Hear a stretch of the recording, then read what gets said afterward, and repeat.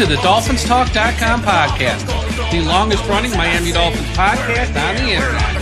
We're always in control, and when you say Miami, you're talking Super Bowl. 'Cause we're the Miami Dolphins, Miami Dolphins, Miami Dolphins #1.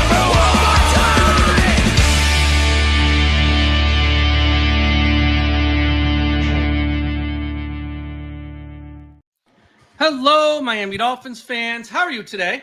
And thank you for listening to the DolphinsTalk.com podcast on this Tuesday, September 9th. I'm your host, Michael Leva, joined as always by Josh Moser of WSVN 7, South Florida's #1 news station. Josh, last Sunday didn't go as expected, but how you doing overall? I'm doing good. Quick shout out to Big E, man. We miss you. Love Big E. And glad you're feeling all right. And we're pumped for you, my man. But we're okay. You know, all Dolphins fans are freaking out. Social media is freaking out. The memes are hilarious. But you know, I'm okay. Just week one. We got time. Week one, yeah. We're going to talk about that too, because about the temperature of the fan base, the pulse of the fan base. Because I spoke about this last Friday on a show. I'm like, this fan base is just ready to erupt at the first thing that goes wrong. And look, losing week one, no shame in that per se, but how they lost, I think, set fans over the edge. We're going to talk about that on today's show. But before I get to that, as always, this show is brought to you by Caneswear. Everyone go to caneswear.com for the best and most affordable Miami Dolphins apparel on the internet. If you're in South Florida, stop by the shop at 2655 South University Drive in Davie. They have the best stuff if you're a Dolphins fan. If you want a hat, a hoodie, a t-shirt, a jersey, a polo, something for the home, something for the car with a Miami Dolphins logo you want to stick on there, caneswear.com. Need a gift for an anniversary or someone in your family's birthday, caneswear.com is the place to go. Also, want to give a shout out to everyone watching at the I Am a Miami Dolphins fan Facebook page run by the great Carlos Hernandez. And don't forget to sign up for Dolphins Talk Extra, patreon.com/Dolphins Talk. You get bonus podcasts, some about the Dolphins and some not, so we can get away from the Dolphins at times. We have a private message board and great contests with cool prizes. And if you're watching on YouTube, smash that like button. Make sure you're subscribed to the channel and drop us a comment as well. And the super chats are open as well. If you put in a super chat, we will read it on the air. Okay, before we get to what happened last Sunday, 2 bits of news. The Miami Dolphins put James Daniels on IR out at least 4 weeks. That is the 3rd of the 8 spots. They got now 3 guys on IR that will come back this year. You only get 8 for the season. They've already used up 3. And they signed former first-round pick Cole Strange, offensive guard off the Cleveland Browns practice squad. He's on the 53-man roster. I don't think he's going to play right away. He's just there, I think, more for depth right now. And it looks like Keon Smith going to start at right guard, Larry Borum at right tackle here moving forward, unless there's some good news coming up here on Austin Jackson, which we don't know yet. Okay, Josh, I'm just going to throw it out there. What went wrong week one? Oh, shit, what went right? Not much. Better question. Yeah. You know, it was really talking to the players in the locker room. They just chased plays, in their words. They did not play within the scheme. A lot of them said that players just kind of were selfish and they tried to do too much. And, I mean, you had offensive players in the wrong position. You had Tua throwing the ball all over the yard. The fumble, okay, but the 2 interceptions were brutal. If there's a silver lining, I don't know how much could go worse than how they played, especially going back and seeing the mistakes that they made. Look, I understand that nationally they're getting ripped this week, and rightfully so, but there's talent on this football team. And for me, it's a combination of the coaching staff not getting this team ready. I'm very much in the position of, you didn't really get reps with Tyreek Hill during training camp. It obviously showed. There has to be some sort of buildup. It can't just be, you know, we're going to rest all these guys, then week one, like, we can just flip the switch. I just don't believe that. I thought the pass rush was a little weird. Honestly, they were basically alternating possessions between Jalen Phillips and Bradley Chubb as the one unit, and then Judon and Chop as the second unit. But right now it looks like Mike McDaniel does not have his team playing for him, which is the big knock from last year.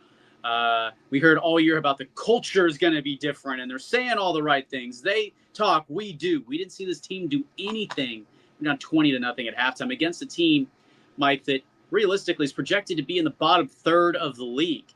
And, I mean, they made Daniel Jones look like Joe Montana.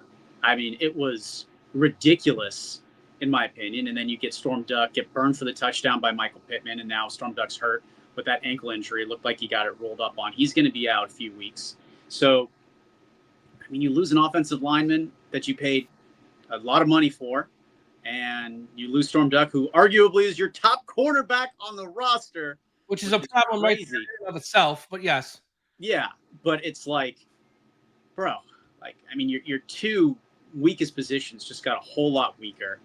And, you know, you signed Strange. We'll call it Strange Days for the Dolphins right now. But a little local news show for everybody. But right now, I mean, this team has so many questions and no answers. And I have very little confidence in this game Sunday against the Patriots. They should win this game. They should. They should have won. We said that last week too. Yeah. But we have seen time and time again all the questions that these teams need to answer. And if they do, they'll be successful. But they haven't answered those questions. Yeah. I mean, this game was literally over in the first quarter. Yeah. And I think, you know, they had 43 yards of total offense at halftime. 43 yards. Josh, I think you, me, and 9 other guys who work at your television station could have got more than 43 yards in the first half against the Colts. And after 3 quarters, they had 100. It was like 102 or 103. I just rounded off. It's 100 after 3 quarters. You got a $50 million quarterback, a $50 million wide receiver, and a second wide receiver making a lot of money as well in Waddle. That's what you get. And all offseason, they preach, you know, like you said, they talk, we do.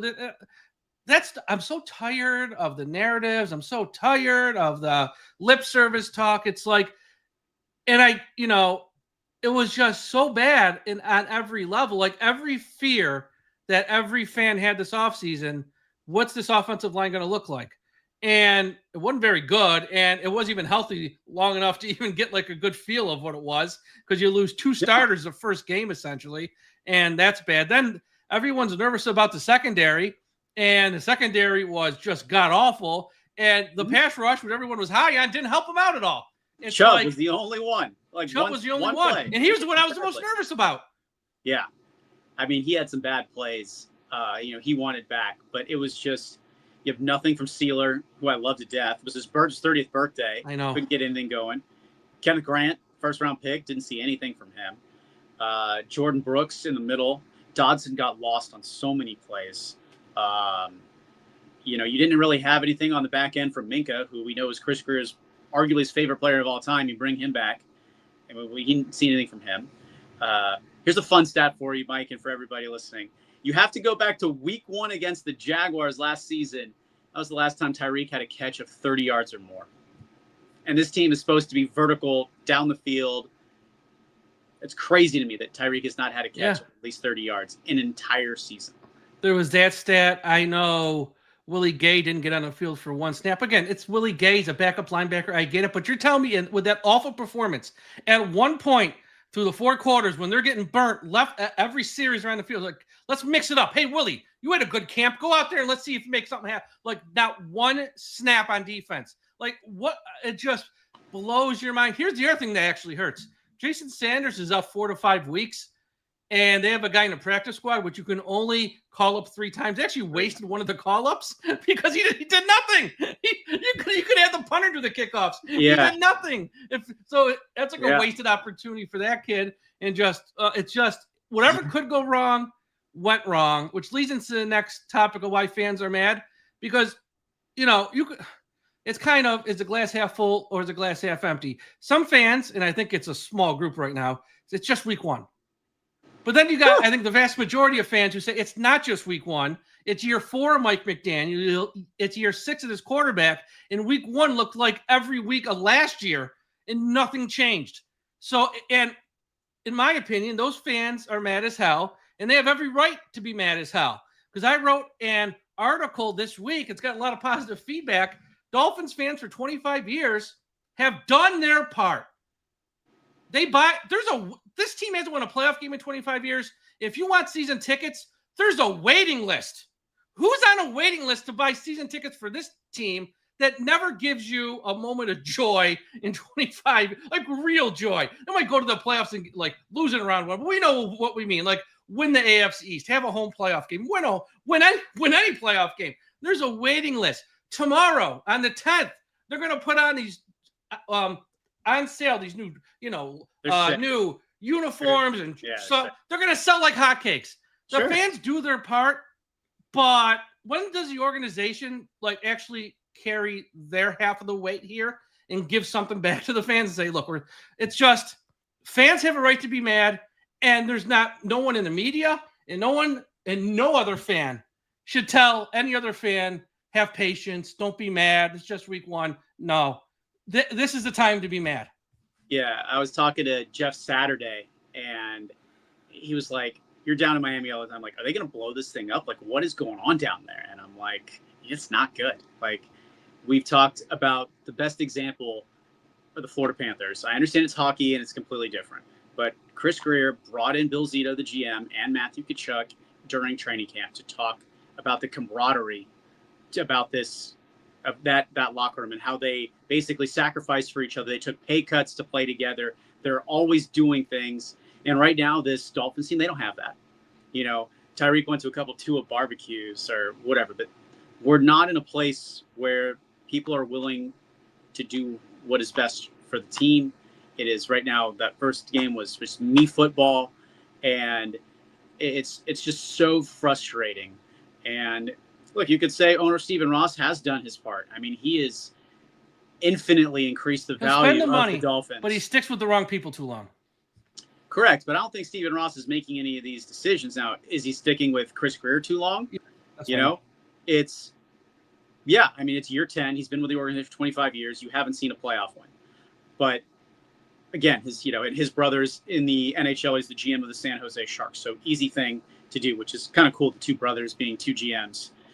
But that being said, it's just, you can do whatever you want. Results need to show up on Sundays, especially like you said, when you got a $50 million quarterback, you're paying Tyreek, a nice house note, and the same with Jalen Waddle. And, everything came true week one. You lost a corner, 2 offensive linemen, and now where is this going to go? This team is still soft. Yes, I'm saying that term. Like, right now, that game, they played soft. But offensively, we talked about this. The goal is to score more points than the other team. We know that the defense is better than last year. Bend but don't break, whatever you want to say. But for you to put up 8 points against a Colts defense with Xavier and Howard, who you basically just let walk, that took a year off of football, comes up with a fumble recovery. And, you had another cornerback that you cut that they picked up that played. It's just, you got to start making some of the right moves. And right now, I understand the Laramie Tunsil trade and all the picks and, what they've got. Chris Greer did a decent job, but there's injuries. It hasn't panned out into Pro Bowlers. When you pick in the first round, when you pick in the top 10, like, you got to hit Pro Bowlers, and we haven't seen that. And Mike McDaniel is supposed to bring this outside zone, and, Devon Achan's supposed to flash and all this, and we just haven't seen this. I think the team was 9-8 last year, and we were talking before the season. Right now, this team doesn't look like a 9-8 football team at all. Like, nowhere close. It's getting worse every year with Mike McDaniel. It's supposed to get, as it goes on, you're supposed to improve, not regress. They're regressing. It's like, did you watch the crazy Sunday night game with? Oh yeah, I for the whole thing. It's just like, this team is nowhere near either Buffalo or Baltimore, and then you haven't even thrown in the Bengals, who we'll see. You haven't thrown in the Steelers, who won, in a crazy fashion. Houston will be improved. Yeah, I mean, it's Tampa, just like you're nowhere relevant in the AFC. Like, this is, it's laughable, to be honest. You want to know what was scary? Even though they lost, the Jets actually played very well. Even though they lost, they scored 32 points at home. Aaron Glenn was a good hire. They looked really good. They play.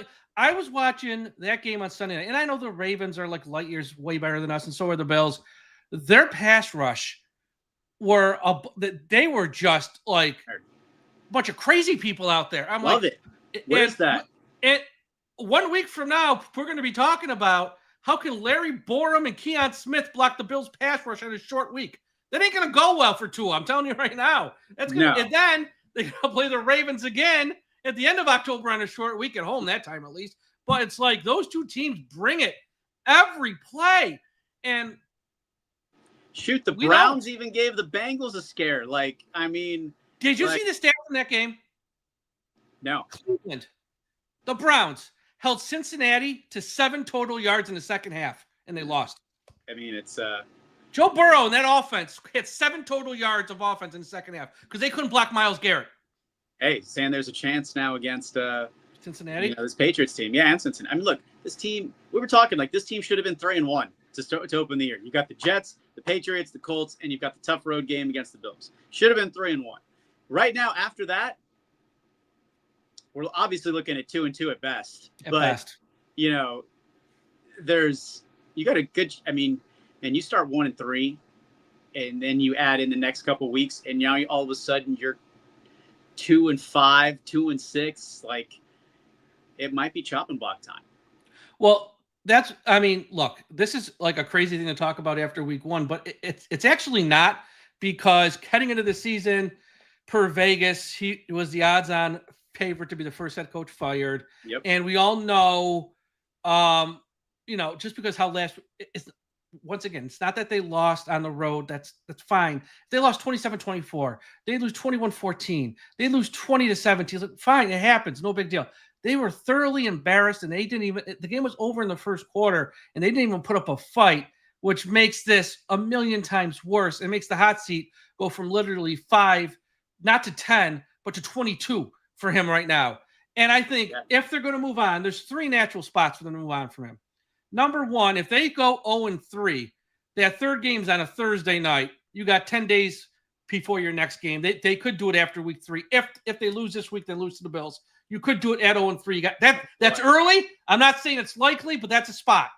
The second one is after the Ravens game, because once again, that's after a Thursday, late October. You got 10 days until your next game. You could do it then. The third one is after Spain when you're on your bye. That's probably the most likely. But again, if they go out this week at home and there's fans with a GoFundMe page to fly something over the stadium saying "Fire McDaniel, fire Greer," not that matters, but when fans are taking money out of their pocket to pay for that, things aren't good. Once again, not that it really matters, but are we actually going to see that? Is that real? Level. Yes, that's real. I think someone put the link up in our chat too. But yes, I did see it this afternoon. Fans, this did happen prior to you coming to Miami years ago with Jeff Ireland, when Jeff Ireland just seemed like he was here forever and Ross wouldn't get rid of him. Fans did fly the banner up top, fire Ireland. It didn't have any effect. He was fired eventually, but not because of that. It's kind of the same thing here. It's just more of a statement. But look, if they lose this week and then they lose to the Bills, you're 0-3. That Monday, and then you come home for a Monday night game in front of the whole nation. I don't care what uniforms you're wearing. That's just going to be an embarrassment. Yeah. I mean, we're not there yet. Not there yet. We're not there yet. But defensively, like, Anthony Weaver got head coaching, interviews. We know it was for the Saints. He's a second-year back. He's highly respected across the league. I understand that there were turnovers, but this team didn't punt one time. I understand they did punt. Matthew Judon got the roughing the kicker. Yeah. So they've scored. They scored on every single possession. And this is the freaking Colts. Daniel Jones. It's just, I understand it's look in the mirror time, but I don't know how much looking in the mirror is going to help. And I really hope that I'm wrong. But if you come, you should shellac the Patriots. I understand they just lost to the Raiders at home. The Raiders had no business winning that game. You should win by 2 touchdowns this weekend, but I have no confidence. I have no confidence that's going to happen. Look, I mean, to me, yes, the win's important. Obviously, it's the NFL. The win's important, but they better come out and act like they actually care. And like if they go out there and lose 31-30 in a classic, like, you know what? At least they tried and they went down to the wire somehow. But if they go out there and play anything like they played week 1 and they lose like 24-6, that's when the week 3 conversation comes into play. Yeah, but it's like we heard Mike McDaniel yesterday, and I don't know if anybody streams the press conference interviews. Oh, I do. But it's like guys were in the wrong positions. It wasn't Tyreek's fault. It's because, teammates took away his route from him. Like you have all summer. Like what are you doing? Like, and it's not like there's a bunch of rookies at these positions. Like, it'd be different if there were. But these are veteran players. And shoot, you want to put in Westbrook, Akine, the Washington. I know it's the Washingtons. They were here. They know. But yeah, I mean, the only good news is I can kind of tell you that Jalen Wright's going to be back in a couple weeks. So he'll be back before week 4, before that Monday Night Football, unless there's any setbacks. And then this whole Darren Waller, I mean, not that Darren Waller would have been the difference maker in this Colts game, but I mean, it's just like all hands on deck at this point. It's all hands on deck. So, yeah. I mean, the sooner he's back, the better. The sooner Wright's back, the better. Because it really is all hands on deck at this point. Because, again, it's early, but it's not. Because this is just a continuation of what we saw last year. And the whole messaging from them, not from fans, not from the media, from the organization was, we're running off these guys. We're going to fix the culture. If they don't want to be here, we don't want them here. We're going to have a team atmosphere. They're going out to play paintball. They're going to do Pilates. These guys having steak dinners together. We're a team. Chubb, we lied to you last year. We're not lying this time. We're all for one for all. And that's the first thing we see. Again, fans have every right to be mad. Yeah, it's almost as bad as that Three Musketeers movie back in the day with Yes. Charlie Sheen. Yes. Yeah. Yes. One for all, huh? Yeah, pretty much. And yeah, so before we get to this week's game, shout out to everyone watching and listening at finevan.com. Everyone go to finevan.com, largest Miami Dolphins message board on the internet. Also, we lost Josh for a second here. No, he's back.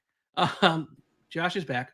Also, wherever you're listening to this podcast, Apple Podcast, Spotify, YouTube, iHeartRadio, Audible, or any of the other platforms, subscribe. And this show is also brought to you by MyBookie. Go to mybookie.com. Use a promo code Dolphins. Use the bet back bonus token. Your first bet up to $500 is fully covered. That's right. You can bet UFC. You can bet U.S. Open's now over, but you can bet the NFL, college football. Man, the Hurricanes are off to a pretty good start. You can bet them if you want. Or if you're just down on the Dolphins, bet against them with mybookie.com. Use the promo code Dolphins. And your first bet up to $500 is fully covered with the bet back bonus. So even just use the bet back feature just to place one bet. What do you got to lose? If you win, great. If you don't, you got nothing to lose. So mybookie.com, promo code Dolphins, bet back bonus token. Check it out. Mybookie.com. All right. Patriots coming off a tough loss at home themselves. Patriots, once again, it's not the same situation as Miami. They have a new head coach. They're starting, not year one of a rebuild, but it's a new era of Patriots football. Vrabel, the past couple times he's been here, has won in Miami, so there's that. Yes. Drake May's pretty good. The offense leaves a lot to be desired, but so did the Colts, and they look pretty good, so I don't know what to expect this week. And I think on the other side of the ball is where there's more of a concern, because the Patriots' front seven is pretty dang good. And this offensive line, again, might be Larry Borom and Keon Smith on the right side. Smith for sure. Larry Borom, we don't know, but probably. Dolphins just got to come out and they got to put up a fight. It's not about X's and O's. This is about heart at this point. I agree. Well, I don't care about the Patriots at all. This game is truly about themselves. Like, I just go back to that Monday night game in Tennessee, and it's just 2 years ago, like when everything fell apart in 2023. I know Vrabel was there. Again, you have more talent on your roster than the Patriots do, plain and simple. And can you play up to your potential? I'm not saying you need to be at 100%. And I'm not like the Colts played a pretty good game, but I mean, they made their mistakes. But this game is solely on the Dolphins to not make the mistakes and shoot themselves in the foot. And that's exactly what they did in week 1. And again, you have more talent on the roster. This should be a win on Sunday.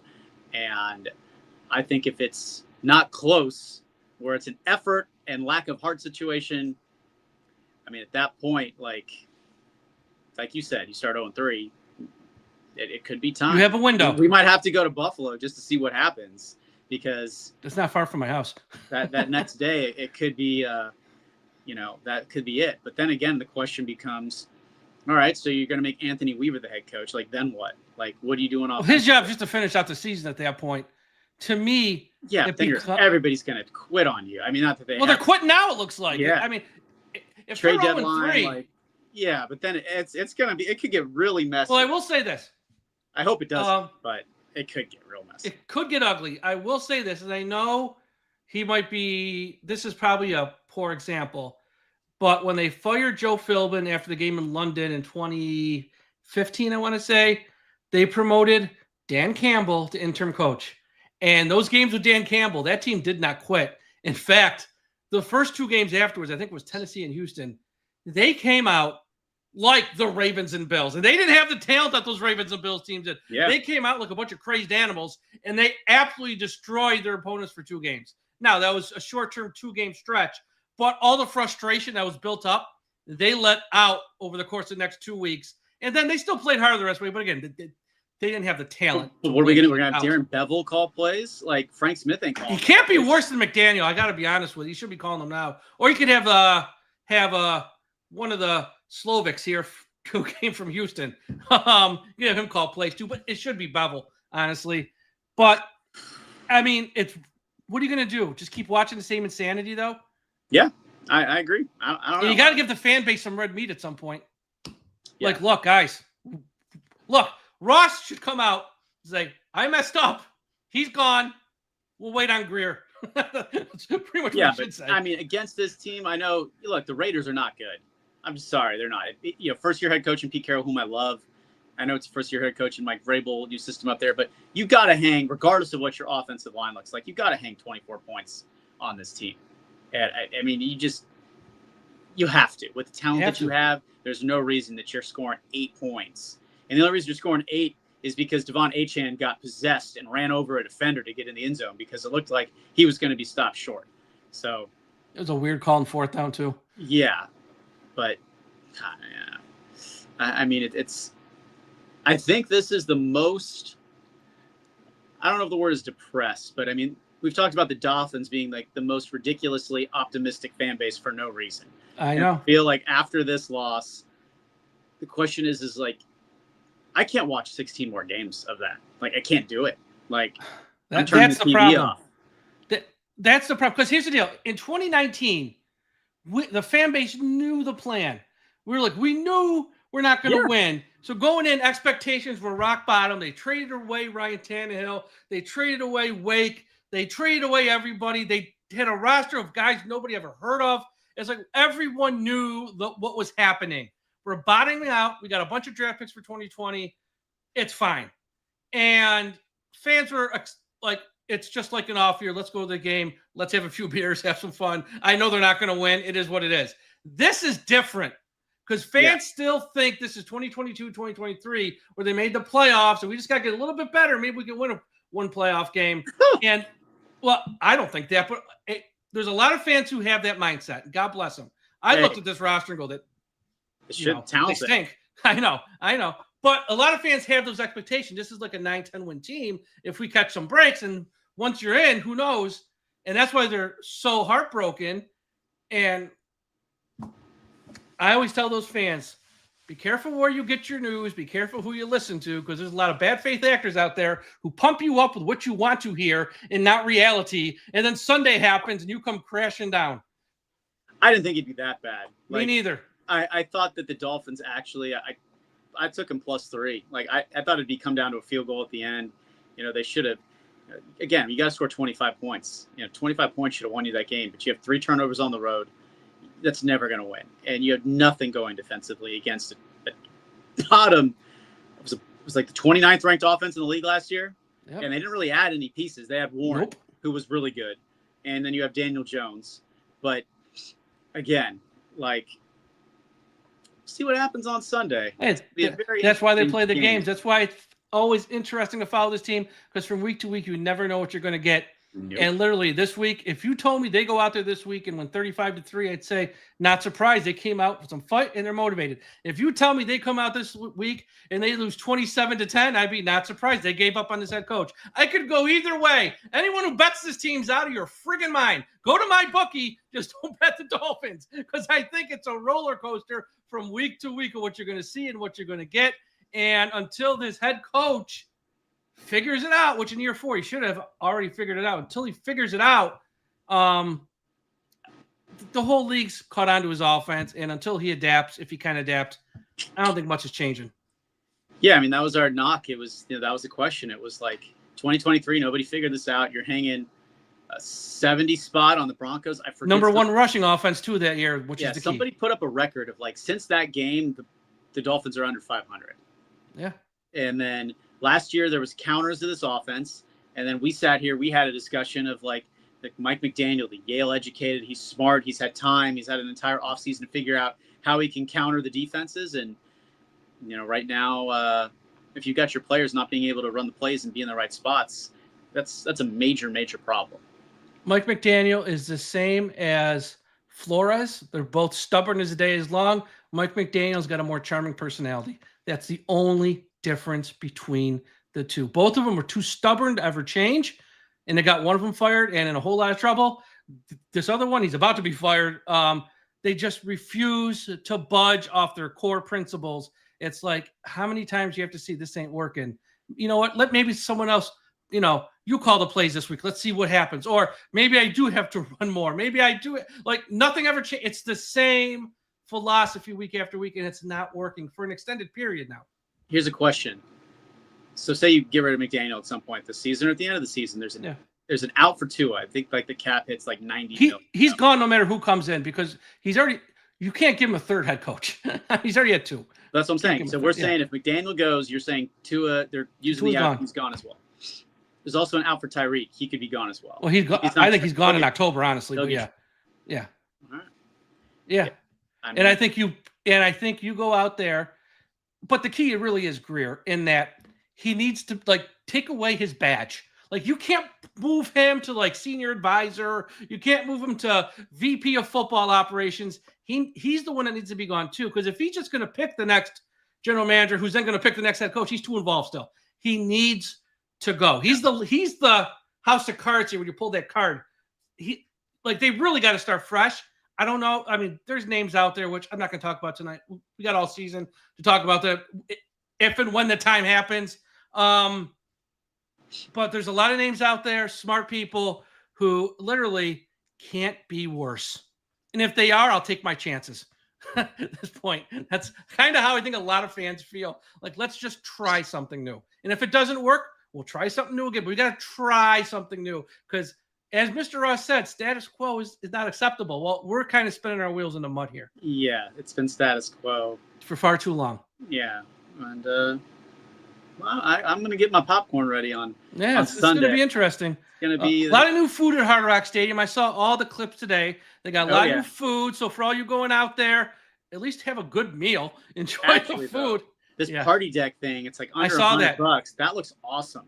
With a free ride to the game too, something like they would get a free ride to the game. Yeah, so you get a little booze cruise, and then 300 level, mix it up a little bit. You can always walk down to the lower level. It looked very nice actually, and I saw all the new food options. So if you're going, have fun. Look, it's just a game.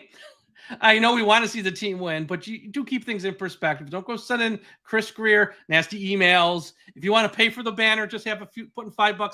Have some fun with that. That's not going to hurt anybody. But other than that, try to, and if you want to go there and boo, who's going to stop you? But just, keep things in perspective because there's always tomorrow. And eventually they're going to have to move on from these people if things don't work out. But maybe they'll win this weekend. They'll turn it around and we'll look back in 6 months and laugh at this whole stretch. Let's hope. Hey, are you going to let's keep it positive like Ian Berger would. Let's keep it positive. Yeah. Are you going to prop bet that Tua's going to throw an interception this weekend? No. I'm not betting this team for anything this year. I'm not touching this team. I usually bet them on the over/under for the season because I usually have a good feel of what the team is. So we went under 7.5, 8.5. Yeah. But I don't want to bet the under because I want to root for him. That's why I didn't bet him this year because I don't want to bet the under because my heart's telling me to take the under, but I didn't want to do it. Well, not my heart. My head was telling me to take the under. All right, that's all for today's show. Follow Josh on social media at the Mo's Nose. Check him out on WSVN 7, South Florida's #1 news station. Check out our website, DolphinsTalk.com. Follow us on social media and all the platforms at Dolphins Talk. We'll talk to you again after a while. And no matter how bad this Miami Dolphins fan gets you feeling, we still must put an end to highway profanity.